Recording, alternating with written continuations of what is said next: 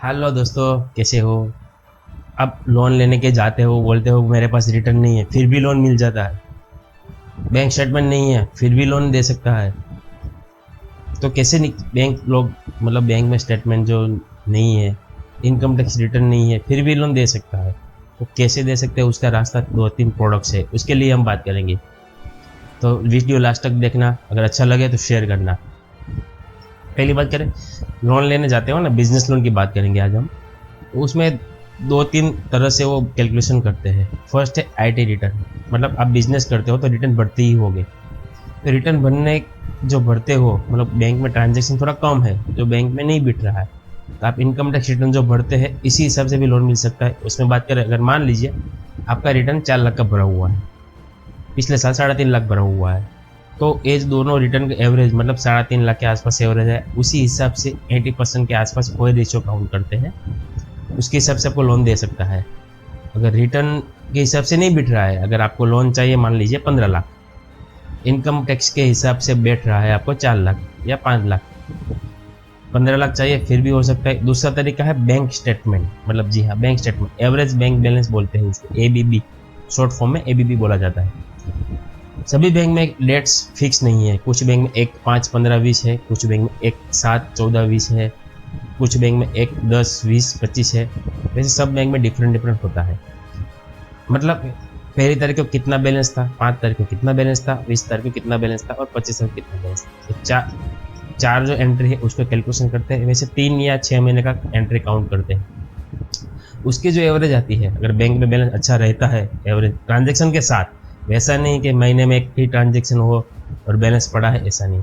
महीने में ट्रांजेक्शन होना चाहिए, 3 से 4 ट्रांजेक्शन डेबिट क्रेडिट तो होना ही चाहिए, तो ही बैंक काउंट करेंगी। ऐसे जो काउंट होगा उसके हिसाब से लोन दे सकता है। जो एवरेज आएगा उसका 50%। अगर मान लीजिए आपका एवरेज आया 60,000, तो 30,000 हुआ 50% के हिसाब से, तो 30,000 का ईएमआई दे सकता है। 30,000 का ईएमआई देखे तो मोटा मोटा 13 लाख के आसपास लोन होता है। तो रिटर्न के हिसाब से 4 से 5 लाख बिट रहा था, यहाँ पे 12 से 13 लाख बिट रहा है। ऐसे दो प्रोडक्ट हैं। तो तीसरी एक भी प्रोडक्ट है ट्रैक रिकॉर्ड पे। अगर मान लीजिए इनकम के हिसाब से कम बिट रहा है, क्योंकि आपको ऑलरेडी लोन चल रही है, बैंक स्टेटमेंट के हिसाब से भी नहीं बिठ रहा है, ऑलरेडी आपकी दूसरी लोन चल रही है। अगर मान लीजिए आपकी 6-7 लोन चल रही है, सब भी लोन रेगुलर है, तो सब में मान लीजिए 2 साल या 3 साल खत्म हो गया है, सब हफ्ता रेगुलर है, कोई बाउंस नहीं है, कोई पेंडिंग्स नहीं है, फिर भी दे सकता है ट्रैक रिकॉर्ड पे। उसको बोलते हैं ट्रैक रिकॉर्ड पे।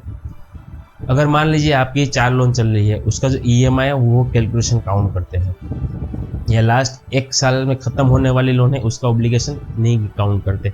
बाकी ज़्यादातर बैंक में, अगर सरकारी बैंक में जाएंगे तो रिटर्न के हिसाब से ही देगा, रिटर्न के हिसाब से कम बिट रहा होता होगा, क्योंकि उसमें मान लीजिए रिटर्न में 4 लाख रिटर्न है और आपका हफ्ता मान 30,000 जा रहा है, 4 लाख का रिटर्न, मतलब आप समझो ना, 50% शेयरिंग काउंट करते हैं तो भी 2.5 लाख के आसपास साल का हफ्ता भर सकते हो। 2.5 लाख मतलब साल महीने का हुआ 20,000, तो 20,000 का ही ईएमआई भर सकते हो। और आपका मान लीजिए अभी फिलहाल चल रहा है 30,000 का ईएमआई, तो बैंक के हिसाब से नहीं बिट रहा है, तो ट्रैक रिकॉर्ड को भी लोन दे सकते हैं। ट्रैक रिकॉर्ड जो होगा उसमें जो लोन चल रही है उसका ईएमआई कैलकुलेट करके आपको मल्टीप्लाई में दे सकता है। एक भी अच्छा तरीका है।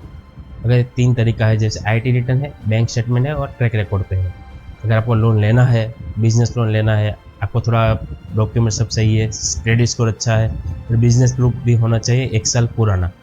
बिजनेस प्रूफ की बात करो, जैसे जीएसटी है, गुमास्ता धारा है, अगर नगर पालिका लगती है तो नगर पालिका का सर्टिफिकेट है, फूड लाइसेंस है, आईईसी कोड है, करंट अकाउंट है फर्म के नाम का।